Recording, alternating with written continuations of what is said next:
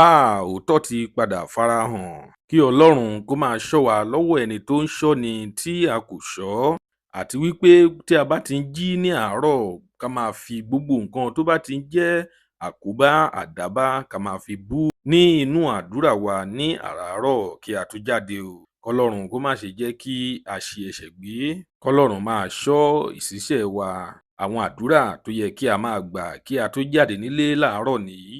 Ọ̀pọ̀lọpọ̀ àwọn èèyàn ni wọ́n wà ní ọgbà ẹ̀wọ̀n lórí ọ̀rọ̀ àìmọ́wọ́ àìmọ̀ẹsẹ̀ tí wọ́n fi kó bá wọn tí wọ́n fi dé ọgbà ẹ̀wọ̀n. Kí Ọlọ́run má ṣe ṣe tiwa bẹ́ẹ̀ o. Lónìí, ìròyìn nípa bàbá Ìjẹ̀ṣà ni a mú wá fún yín o. Àṣírí ti padà tú.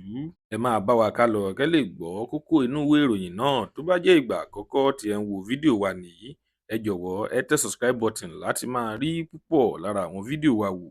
Ojú tí ẹ fi ń wò wá kò ní fọ́, etí tí ẹ fi ń gbọ́ wa kò ní di láṣẹ Èdùmàrè.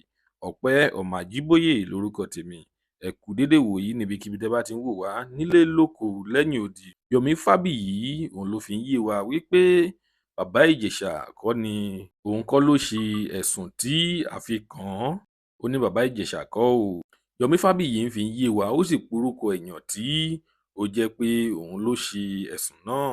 Yomi Fábíyì ó ní wípé Adémọ́lá Dàmọ́lá òun ló ṣe ẹ̀sùn náà o. Ó ní òun ló ń fi ipá bá ọmọ yẹn lò. Ó ní wọ́n kàn kó bọ̀wọ̀bọ̀wọ̀ sí bàbá Ìjẹ̀ṣà lọ́wọ́ ni o. Ó ní ṣùgbọ́n inú ń dùn wípé àwọn ja ìjà náà, àwọn sì jà á ní àjàṣẹ́gun àjàṣẹ́tẹ̀. Níbi tí wọ́n ti ń interview Yomi Fábíyì, wọ́n ní wípé èló ni bàbá Ìjẹ̀ṣà, èló ló gbé fún un. Ó ní wípé bàbá Ìjẹ̀ṣà ò fún òun ní nǹkan kan. Ó ní àfi bóyá tóun bá tún máa fún bàbá Ìjẹ̀ṣà ní nǹkan. Ó ní lọ́jọ́ tí ìṣẹ̀lẹ̀ náà ṣẹlẹ̀, ó ní wọ́n pe bàbá Ìjẹ̀ṣà wá pé kó wá ṣe skit ni. Níbẹ̀ ni wọ́n ti róòpù rẹ̀, náà ti kó bọ̀wọ̀bọ̀wọ̀ sí i lọ́wọ́.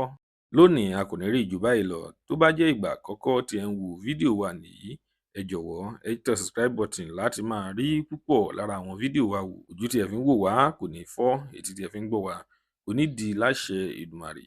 Ọpẹ́ Ọmọ Àjíbóyè lórúkọ tèmi. Ẹ kú dédé wòyí níbikíbi tẹ́ bá ti ń wò wá.